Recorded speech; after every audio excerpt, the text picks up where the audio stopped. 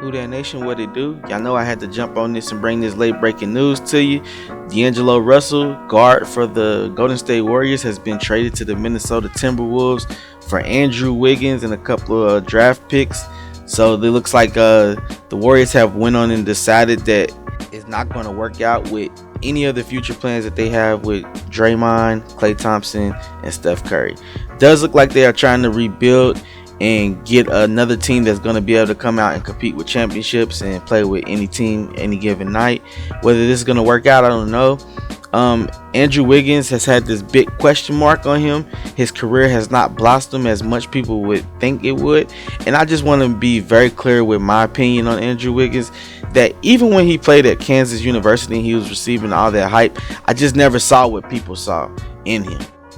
I think it's safe to say that at this point in time, Andrew Wiggins has hugely underperformed for as far as the expectations that has been placed on his shoulders coming out of college.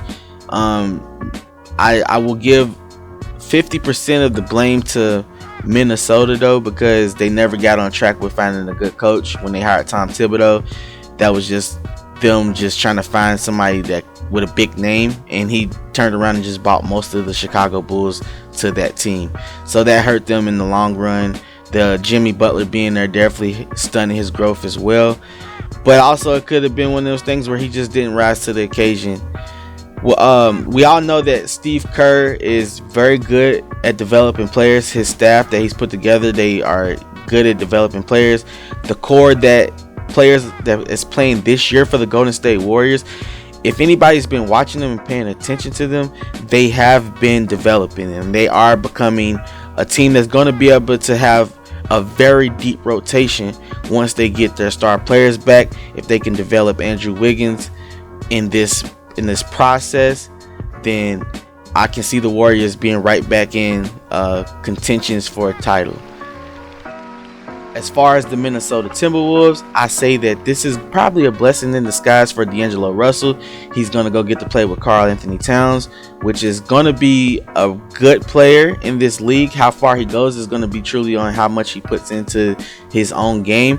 But I do believe that him and D'Angelo Russell will be able to form a bond, and you'll start to see them emerge and become a problem to deal with, especially in the West.